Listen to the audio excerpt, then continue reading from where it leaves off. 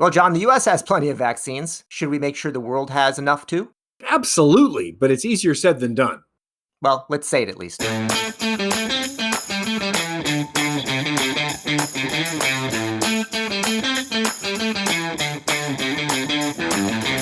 Welcome to CareTalk, your weekly home for incisive debate about healthcare business and policy. I'm David Williams, president of Health Business Group. And I'm John Driscoll, the CEO of CareCentrix. Well, John, we've got a nice morality question here for you today. You know, the US now has enough vaccines, but there's a lot of places in the world that have like a, 1 or 2% rate of vaccination. Is it the US's job to make sure that everybody has a vaccine?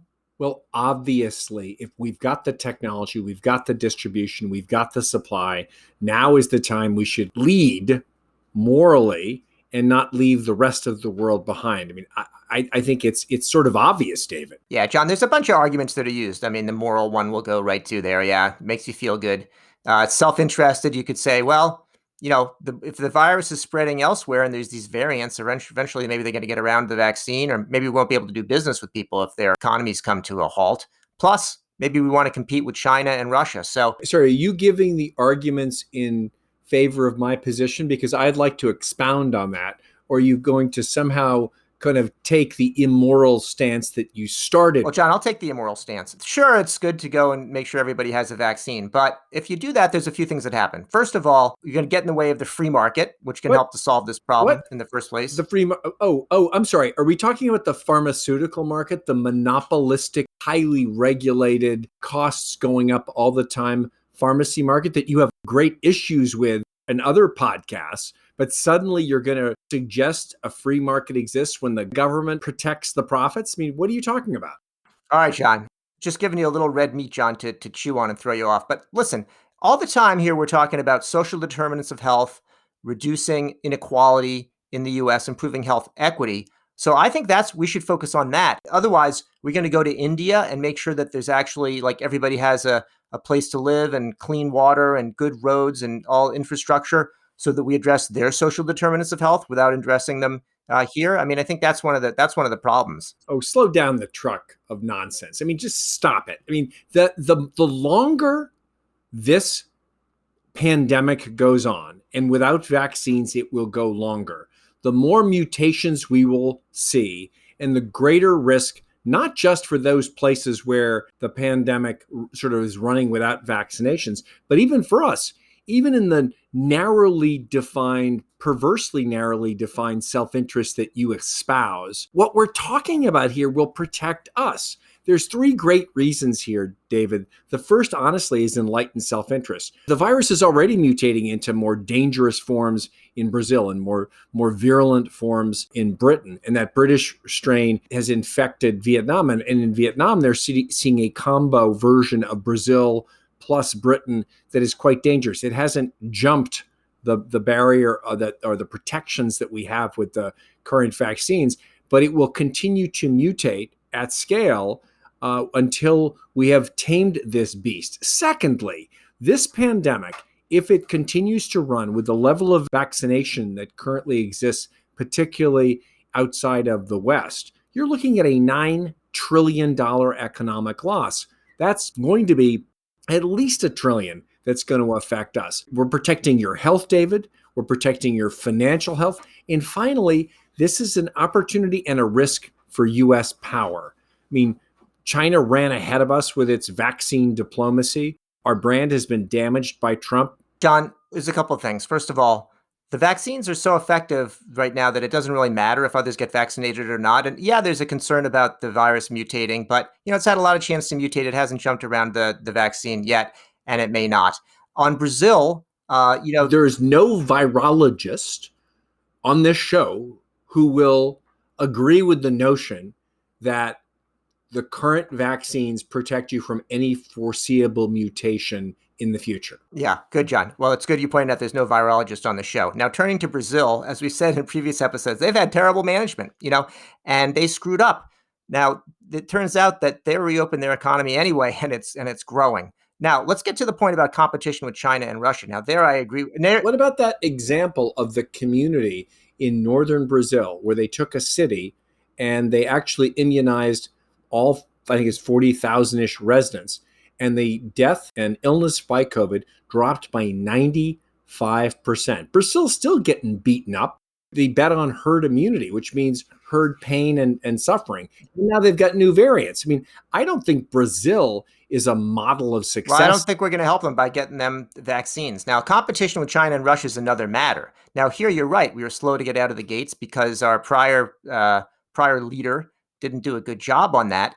But there's a couple things that have happened. First of all, there's plenty of suspicion on the Chinese government, and rightfully so, for potentially covering up what happened in their lab. So in any case, there's concern about the culpability of the Chinese government for the virus getting loose. And secondly, their vaccines suck compared to ours. You want an American vaccine, you want an mRNA vaccine, whether American or claimed as Excuse me. Would those be the vaccines you don't want to share? no, we'll share them. Let them buy them up. Cash on the barrelhead, John. This is a time for generosity of spirit and for enlightened self-interest. We should be investing our assets in getting more of the vaccine supply to areas of the world that need it. And frankly, I would be open to opening up the patents so that where countries can actually assemble the materials and get it manufactured, we should empower the rest of the world. This pandemic may feel like it's gone away in the US. It's raging in other parts of the world. David, you're betting against the virus, and that has been a losing bet for the last year. So, John, let's move away from the moral grounds, and maybe you'll get off your high horse and down onto the ground, and we can talk about distribution. Where the rubber meets the road, or in the case of, I don't know, with some places that don't have rubber tires, I guess they use wooden wheels or something like that on the dirt roads. But let's talk about actually doing the distribution. So I actually think there was discussion about we should be distributing the doses now before everybody in the U.S. is vaccinated. I think it's actually sort of a moot point at this point. Everybody who wants a vaccine can get one, even if we distribute them. And I do think that we want to consider how we actually distribute the vaccines. And I actually do think, John, this is going to surprise you. I actually think that COVAX, which is a public-private partnership and a multinational effort, is actually the way to go. Wow, you're actually showing some respect for an international institution that actually requires more than just a U.S. provincialism to perform. Thank you, John. I'm going to take that as a compliment. So the post World War II order has served us very well with a lot of organizations that the U.S. really helped to set up, starting with the United Nations and many international agencies, World Health Organization, and so on, that we abandoned largely under the previous regime here. Now, COVAX is an opportunity to create a new organization with American leadership, do something good, and actually outflank China and Russia in that regard. There's no way COVAX could be successful up until this point. They couldn't compete when there was a really limited supply, but they can do a good job of distributing vaccines where it's needed for your noble and moral public health orientation, as opposed to just who's your buddy and an ally that you're going to give vaccine to. It is practical, it's political, and it makes sense. So, John, the other thing is, I was going to decry that there's not that many foundations involved in it because it was the Bill and Melinda Gates Foundation, but I guess now it's going to be the Bill Foundation and the Melinda Foundation. So that's two. Well, stop with the snide remarks for those people who actually predicted that we were not preparing for the big one, and let's acknowledge that exponential growth is something that's really hard for humans to get, as is the complexity of the viral spread.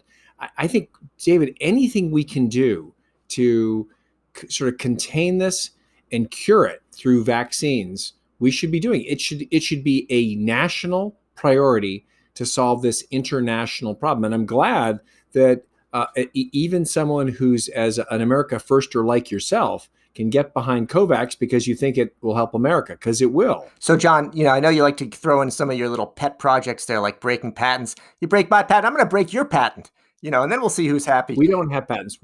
During a period of emergencies, you've got to break a little glass. And this is not a time when people should be standing up. We could make it time limited, standing on the patent treaty to prevent countries from taking control of their own healthcare destinies. I mean, I thought you were supportive of independent entrepreneurial efforts. Yeah.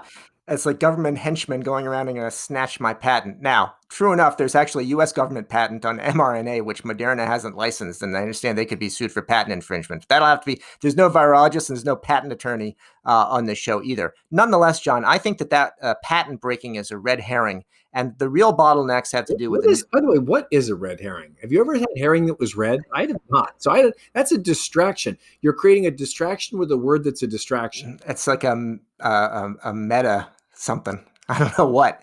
But John, okay, whatever type of herring it may be. It's like a pickled herring. But the problem is not the patents. The problem is that even if you broke your patents, you still have a shortage of know-how, supplies, distribution. We're opening the patents. We're not breaking. Why use that violent language? We're permitting others to build the tools, to embrace the tools, to actually build their own medicine. Are you seriously standing in the way of healers trying to make their own medicine so they can save lives in their countries? Well, John, when you put it like that, I will say that my 18-year-old son decided, he had a choice between the Moderna and the Pfizer vaccine or one of your nonsense, probably Sinovac or something too. But he decided he's going to get Moderna because he wants to support local businesses. That's what he took away from the pandemic. So I don't know, John. But let's talk about the future, since we don't seem to agree about the present or the past. How do we prevent future crises? Or maybe this is the end of crises, and this will be the last one. We're all set. The challenge with the United States government is that we are extremely good at dealing with any problem as long as it's right in front of us, and we have a hard time preparing for the opportunities or the challenges farther out. And I think the lesson here is, gosh, since the Bush administration, there's a wonderful book out Michael Lewis wrote about premonition, which is all about the preparation, which was difficult and required independent entrepreneurs within government during the George Bush administration, and it talks even goes back to reference the swine flu near pandemic during the Ford administration, and it points out that when you're preparing for large unpredictable problems, people will criticize you before the problem or if you avoid it, and they'll basically hang you if you from politically if you can't actually solve the problem that you were potentially unprepared to fund the solution for prior. And I think the lesson here is that we need a FEMA for healthcare and for sort of health and biological safety. What the pandemic really represents is a fundamental, I think, restructuring, if we look at it the right way, of our view of what risks are. We take the risk of nation states attacking us quite seriously, of terrorist independent actors. And just like after 9/11, we changed the way we thought about independent actors taking action against the United States and our citizens, we need to look at the pandemic as activating a different vector of threat, biological, and we need to prepare for it and react with long-term solutions in the same way that we dealt with terrorism post 9/11. John, I'm glad you pointed back to some of those examples from earlier administrations, because I do think that they're apropos. In addition, you've seen good responses to diseases that have emerged, like with AIDS. Bush did a good job with the PEPFAR program, and that included making sure that generic medications were available and that there was the mechanism not just to produce them or break patents, as you will, but also to actually distribute them, to monitor, to make sure you weren't having new resistance emerging. We can do it. And some of the technologies that have come along as part of this pandemic, with the mRNA in particular, and some approaches to make more universal vaccines, to use information technology to do a better job with public health surveillance, and to build up something like COVAX, give me hope that we can actually get there and establish a new regime. I don't want to say new world order that is based on public health and security. And if I may be so bold, that perhaps this will even eventually lead to joint action on climate change. Well, now you're just trying to pull us into yet another CareTalk episode. But I think the big difference between all of the preparation that happened and what we would do next time, if we were to think about it, is whether it's PPE or supply chain or the capacity to distribute, It's not just having the plan and the solution at hand, but being able to turn it on at scale, which means we'll be carrying as a country a little bit more infrastructure that maybe we can make dual use.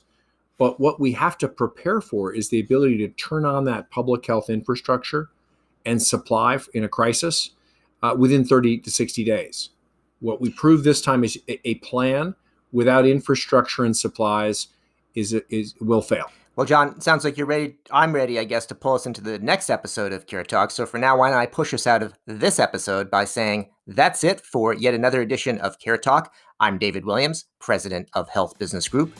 And I'm John Driscoll, the CEO of CareCentrix, and David's still wrong.